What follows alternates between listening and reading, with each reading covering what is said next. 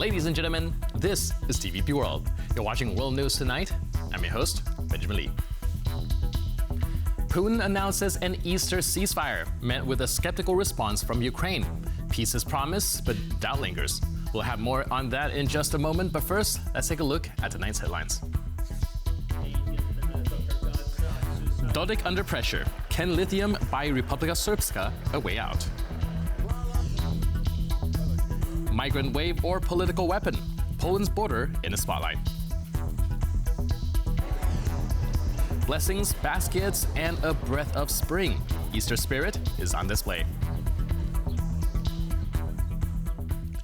Russian leader Vladimir Putin has declared a unilateral Easter ceasefire in Ukraine.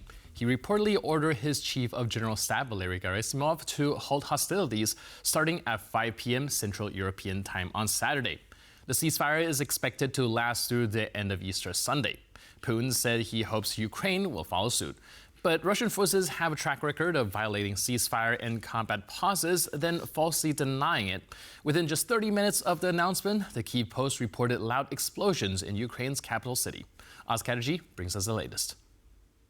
The Ukrainian President Volodymyr Zelensky has accused Russian President Vladimir Putin of playing with people's lives following his suggestion that Russian forces would implement a unilateral ceasefire on Easter Sunday starting 6 p.m. Saturday Moscow time. President Zelensky wrote a forceful statement on his Telegram responding to this, highlighting the fact that there had been air raid alerts shortly before the proposed ceasefire was supposed to begin. Let's take a look at what Zelensky had to say. I've just received a report from Commander-in-Chief Alexander Syrsky. Today, our forces continued their activity on the territory of the Kursk region and are holding their positions. In the Belgorod region, our warriors have advanced and expanded our zone of control. As for yet another attempt by Putin to play with human lives, at this moment, air raid alerts are spreading across Ukraine. At 17:15, Russian attack drones were detected in our skies. Ukrainian air defense and aviation have already begun working to protect us. Shahid drones in our skies reveal Putin's true attitude toward Easter and toward human life.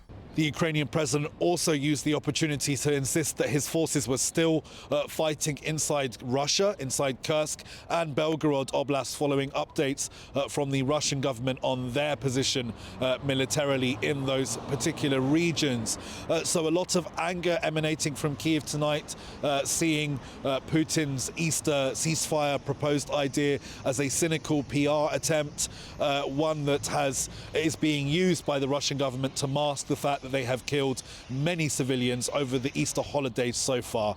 It's Oz Chatterjee reporting from Kyiv for TVP World. Amid mounting legal pressure and a conviction for undermining Bosnia's constitutional order, Milorad Dodik is turning to global power plays.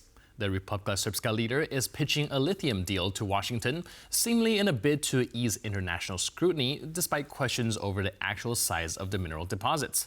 Sonia Agata-Bishan has the story. Bosnian Serb leader Milorad Dodik, recently sentenced for undermining Bosnia and Herzegovina's constitutional order, is looking for ways to tame international scrutiny. His latest strategy? Proposing a lithium deal to the President of the United States following the discovery of mineral deposits in Republika Srpska last year. Seeing how important this is to America, this mineral story, we thought, let's try it. Dodik would collaborate with the devil himself to get rid of the accusations and find protection. Whether it's Trump or Putin or someone from the European Union, it doesn't matter.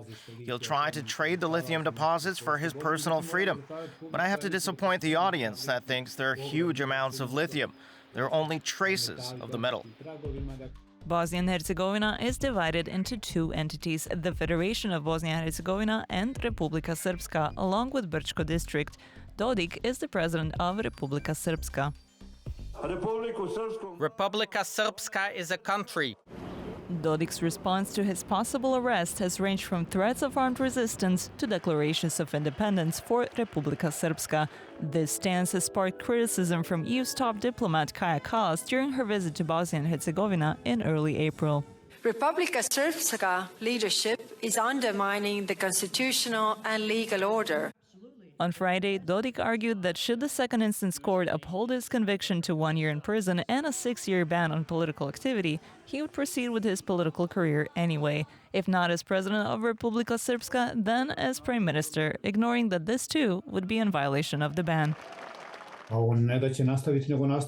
He already does it every day. In the meantime, he's visited Israel, Russia, and Serbia, defying not only the constitutional order of Bosnia and Herzegovina, but also the decisions of the court, the prosecutor, and the state police, who are supposed to arrest him. Dodik has announced that he will visit Russia once again on May 9th for the Moscow's Victory Day parade, quote, no matter what Kaja Kallas says. The EU's top diplomat had earlier warned leaders of EU candidate countries not to travel to the Kremlin on that day.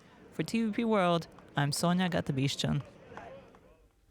Poland's Interior Minister Tomasz Siemoniak says security along the country's border with Belarus will be reinforced using a €52 million grant from the European Commission.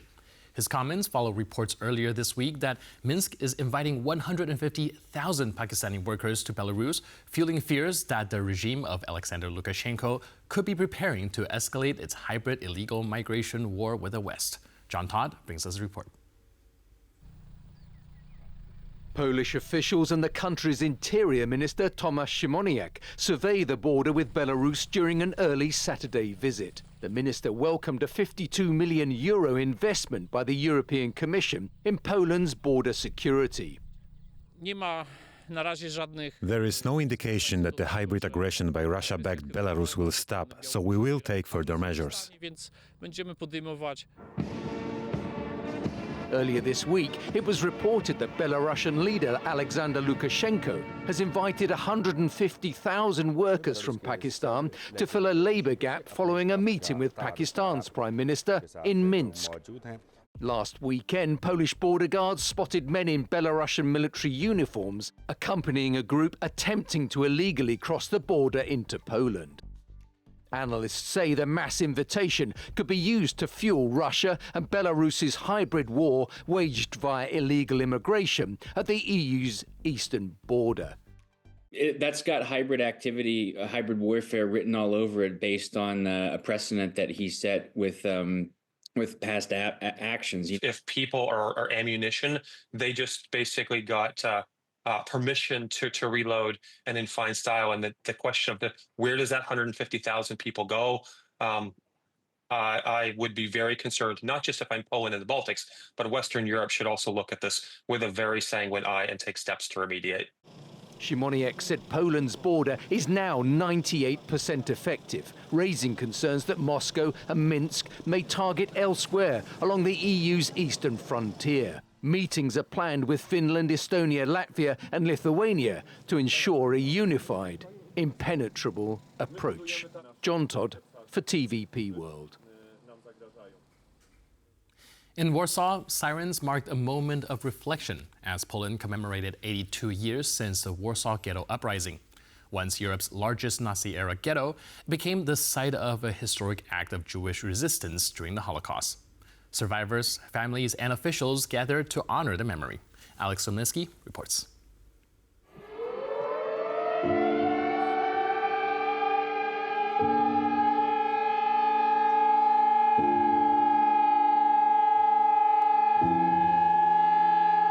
I am in front of the memorial dedicated to the heroes of the Ghetto Uprising in Warsaw, where on Saturday, commemorations marking the 82nd anniversary of the Warsaw Ghetto Uprising took place. The main part of the commemoration at the memorial was attended by representatives of the Jewish community, local and state Polish authorities, the righteous among the nations, and survivors of the largest ghetto in Nazi German-occupied Europe. My parents left the ghetto in December 1942. I come from a very wealthy family on my father's side, and he was able to bribe some people, so we left the ghetto and had a cellar arranged for us on Śliska Street outside the ghetto. My parents were there for a long time, but eventually somebody snitched on them, and they just dragged my mom and my mom's brother out of the basement, and they just shot them in front of the house. Saturday's commemorations culminated with a march to the Umschlagplatz, a site from which Nazis transported more than 300,000 Jews to death camps between 1942 and 1943. Participants in the march emphasized the need for education and remembrance. So that they know that something like this can happen, based on our testimonies, those who survived, that it can happen in the middle of Europe, in a civilized country, such terrible things, and that we have to remember, because it seemed that the Second World War taught us something. All the extermination camps, everything from that time cried out for justice. It turned out that it was not enough, that we still have to speak loudly about it in order to prevent future persecutions. Marek Edelman, one of the leaders of the Warsaw Ghetto Uprising, used to place daffodils in front of the Warsaw Ghetto Memorial. And since 2013, paper daffodils have been distributed to the public as part of the annual event. The word of the missionary, it's like the remembrance connects us. And this is exactly what comes to my mind, that we should connect people right now. We know how times are. So it's really important to talk about history of Warsaw. The heroic fight in the Warsaw Ghetto lasted 29 days, after which the Nazis razed it to the ground. The following year, German-occupied Warsaw would see another attempt to fight for freedom, with the start of the 1944 Warsaw Uprising on August 1st. Each year on April 19th, you'll see the residents of Warsaw wearing their daffodils like I am here on their left side above their heart. Yet another beautiful way to pay tribute to those who went into battle to fight for their freedom in 1943 and also keep their memory alive. For TVP World from Warsaw, Alex Simlinski.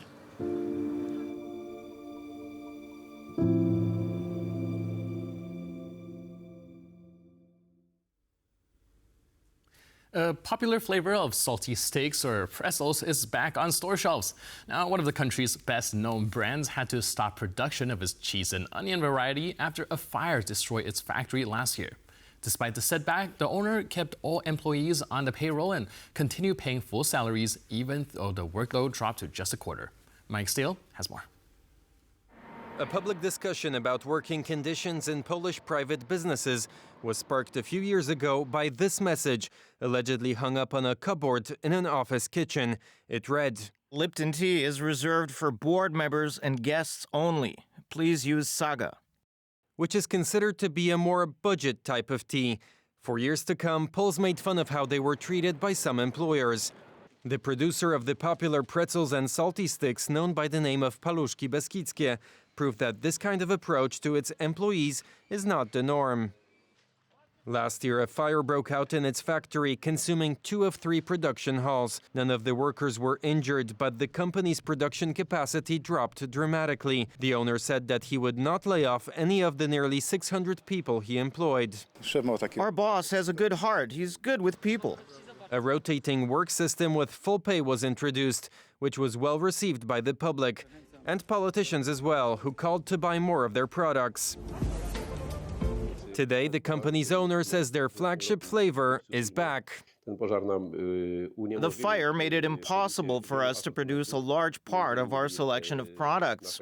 This included our core product, cheese and onion flavored salty sticks. Today, they're back on the shelves. Not only are Poles now able to hit the store for their favorite snacks, faith in Polish employers has been restored. Marek Steele, TVP World. In Poland, Holy Saturday is more than a solemn vigil. It's a celebration of tradition, family, and faith. From the blessings of Easter baskets to leisurely walks through car-free streets in central Warsaw, the day blends sacred rituals with springtime spirit. Mikhail van Blumenstein has a story. On Holy Saturday, Christians around the world hold vigils at representations of the tomb of Jesus Christ, where, according to Scripture, he was laid before his resurrection on Easter Sunday. For Poles, the day has a particularly traditional meaning. Families, even those that are not very religious, go to church with baskets of traditional Easter foods: eggs, water, bread, salt, ham, and horseradish, which are then blessed and later served for breakfast on Easter Sunday. It's going to be eaten on Sunday, so tomorrow. The most festive, let's say, moment of the day is breakfast. So usually the Christian tradition says that first we should go to the church, preferably at 6 a.m. in the morning. And after that, when we come back home, the whole family is sitting at the big table and is eating the blessed eggs. The blessing of Easter baskets, or świąconka, is a uniquely Polish phenomenon. The tradition dates back to the 7th century and has endured ever since. I've wondered myself why that is, but I think it has to do with the fact that there are still many believers in Poland who want to keep this wonderful tradition alive. And Poland is still a country of family tradition, where meals, including Easter breakfast, are eaten with the family. We eat it at home and not in restaurants like in the West. Most families take a walk after the blessing. In Warsaw, authorities have taken steps to make the city center more pedestrian-friendly. Every weekend, starting on Saturday, the main thoroughfare is closed to traffic, including public transport. It is a very good decision, especially during the holidays. People come to the old town this way, and we can safely go sightseeing and enjoy the holidays. Warsaw is getting better every year. So, this is a holy period of the highest Good Friday and the upcoming Easter time. So we do appreciate that people enjoy, and Warszawians have a long weekend. So it's very good that it's a longer pedestrian zone. The tradition of Holy Saturday remains strong in Poland, and the fact that it's associated with going out and enjoying the spring weather does not seem to detract from its gravitas. As a fragile Easter ceasefire unfolds in Ukraine, political maneuvering on all sides raise doubts about genuine intentions. With Kyiv tentatively backing a Trump-brokered peace plan and Russia insisting on territorial concessions, global tensions remain high. Meanwhile, Serbia and Republika Srpska angle for influence through Moscow ties and strategic offers. Joining us today on TVP World to unpack these developments is Marcin Zaborowski, Europe's editor at TVP World. Now, with his extensive experience covering EU policy, Russian strategy, and transatlantic relations, he brings us vital context to these rapidly evolving developments. Hello, sir. Welcome to TVP World. Hello, Ben. Good to see you. So this Easter ceasefire, now when it's being announced, I think everyone is quite skeptical about the developments. What do you think the intention behind it is? Hard to imagine it's a sign of goodwill. Do you think it's international PR, or are there some other plans behind it? Judging by the success or a lack of any success, in fact, of any former ceasefires which were announced, I think it's quite clear that what we are dealing with here is only an exercise in international PR, as you put it very rightly. This is all about sending a message to especially the global south, to tell them that I want peace, I'm the man of peace, I want to give my co-believers a pause in this terrible war, which I'm not guilty of. That is what Vladimir Putin is trying to tell the people around the world, and some of them will probably believe it. We all know that none of the ceasefires have worked in the past. There is no reason why this one would be working. All right, speaking of Russia and violating its ceasefire, of course, like you mentioned, it's not very consistent, and a lot of people are talking about it sort of like a buffet system where they take the kind of ceasefire that they want and leave the rest behind. Is there a case to be made that perhaps this ceasefire is also a broader plan to kind of strategically violate them when necessary from the Russian side? I really think that this is just like, they make these announcements of ceasefire in a sense that we have something to talk about. Okay. Yeah. So this is really just a PR exercise. Right. There's nothing material or tangible about it. Yeah. They will not cease fire. They will continue to shoot and murder people, and that's what happened in the past. This is what happens when one state wages a war on another, when occupies the territory of another state. Whenever they announce ceasefire prior to that, they actually increase attacks on civilian population. As we could see with the attacks on Sumy, on Odessa, and then on Kryvyi Rih, actually now civilian population is targeted.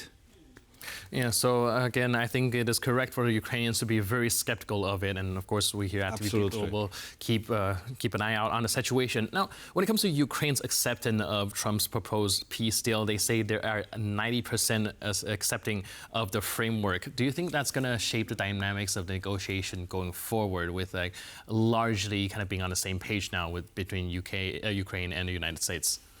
Well, all of that is really part of negotiations. Negotiations are going on. The Ukrainians are trying to say that, look, I mean, we are not a troublemaker here. We are compromise-minded. We accept 90% of Russian demands, and we are on board here because they know that the Americans are threatening to walk away from all of it. They're also threatening they're putting more pressure now on the Ukrainians than on the Russians. So the Ukrainians the Ukrainian diplomacy is coming across here as being constructive and open to make a step forward. And that's in itself is not necessarily super meaningful. Like I said, it's just it's an exercise in negotiations. In the same manner, we might say what the Americans have been saying, that, you know, we are tired of all this thing. We are prepared to walk away. It's not our war. It's the war which the former President Joe Biden supported. The current President Donald Trump keeps saying, you know, I didn't start it. I had nothing to do with that. It was all Joe Biden's war. It's not my war. Right. So the Americans are trying to put themselves in a position, move themselves from being part of the conflict to be a mediator. And that's not working out for them too well. And so they are preparing an exit now.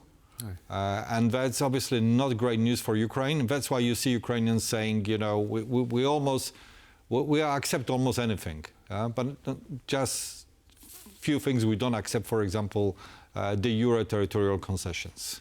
Right. You mentioned that it's an exercise in negotiation. Is there a possibility that this rhetoric is also maybe Trump camp's attempt at having more leverage in this negotiation? In Trump's book, Art of the Deal, he does mention that the person with the ability to walk away is the one that holds the most power. Is there a possibility that this rhetoric right now is another way to force the two parties to actually come to some conclusion? Well, yes, except that, I mean, clearly the Russians, they don't have to have a deal now. So the Russians will not be scared by the prospects of Americans walking away, because that means they outweighted the conflict. They outweighted the Western support. The West has proven to be fickle, as the Russians have been predicting all the time. The Americans have changed their president. The current president no longer supports Ukraine. So the Russians can simply wait. The Ukrainians cannot afford to wait. That's why they want to clinch a deal right now. But I think we all have to reconcile ourselves with the prospect that the United States will no longer, sooner or later, will step away from this conflict and from supporting Ukraine. And Ukraine will have to, and it's not the United States, but the European Union, the EU, will have to take the responsibility for the bulk, if not all of the support for Ukraine, because it's in Europe's interests. Right, that's also something that I'm curious about. What does walking away actually mean, right? I've been asking various people. Some believe that it does mean that walking away is actually walking away with all the support as well. Others believe that there might still be some status quo there when it comes to some form of support, but just walking away from the negotiation. What's your take on this? Well, we have already seen steps in this direction with the Americans, like ceasing, then limiting aid to Ukraine, then leaving the hub at the border between Ukraine and Poland. And basically, there is absolutely no indication that when the current package, which was approved, aid package, which was approved and processed by Biden administration, when that package expires, that there will be followed up by a next package of military support for Ukraine. So that means walking away, essentially. No longer American aid going there, no longer intelligence sharing, no longer any money, flowing to Ukraine, and the United States saying, this is not our war. We are tired of it. And at the meantime, we also see Russia already kind of seeping its tendrils in other parts of the world, because I would also like to turn our attention to the situation in Republika Srpska, where Milorad Dodik's Lithium for Relief gambit is perhaps playing into broader Russian influence in the Balkans. Do you think that it is somewhat connected right now? Well, yeah, it is in a sense that the world has traveled, but you can buy Donald Trump. And the world has traveled that you can basically buy the American support, yeah? And you can use whatever unscrupulous means you have at your disposal to get a deal and to have a cooperation of the Americans. And Dodik, who is convicted by the International Crime Court, is essentially a fugitive from justice at this point in time. Yeah, but it's still he can still appeal against the ruling. So, but it's he does not cooperate with international justice, and so he's essentially saying, look, but I can offer you these wonderful minerals if you protect me. Right. So that really is almost like a mafia boss kind of move. Paying protection fees, yeah. Yes, absolutely, yeah.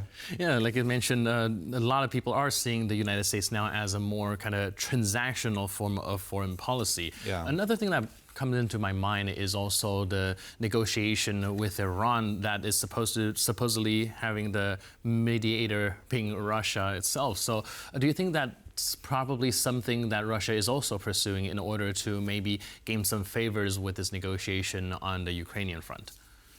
Well, the Russians are playing a global game. Okay. So, like, obviously the Americans are doing the same thing.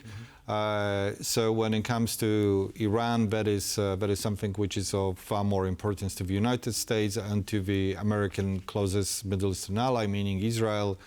That is just something where the interest and the engagement and the attention of the United States may be growing.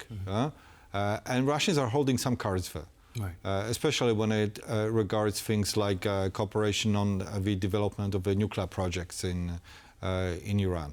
And so they're kind of signaling to the Americans, just give us a space where we have our interests, meaning in Ukraine, and we can be cooperative in some other fields.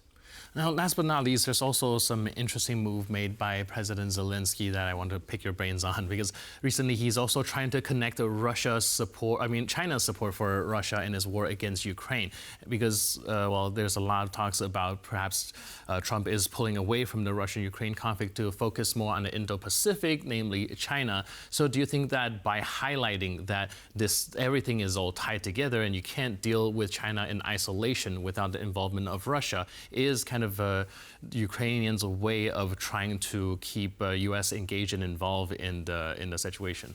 Well, I mean, interesting that you mentioned that, because it's like a lot of analysts are saying that actually China would read the United States pulling away and losing attention with regards to Ukraine as an encouragement to pursue more aggressive policy towards Taiwan and other parts of East Asia. Because that means that the United States does not really take responsibility for the security of its allies. You can just outweigh them. And of course, Ukraine is not a de facto, is not a de jure ally, because it's not part of NATO. But it is a country, friendly country, which wants to become part of the West and which has cooperated with the United States on a number of issues, including now also in economy. They are signaling that they are very happy to sign not very happy, but they are prepared to sign the mineral deal. So if China sees that the United States is not paying its share of responsibility towards the allies, it might be encouraged to pursue bolder policy towards these parts of Eastern Asia where it has some aggressive intention towards. Right. Thank you so much for helping us understand that. A lot of moving pieces all coming together, but really appreciate your insight. And thanks for being with us on TVP World. Thank you very much. And thank you for tuning into this edition of World News Tonight. Before more news, update, and commentary, please stay tuned to TVP World.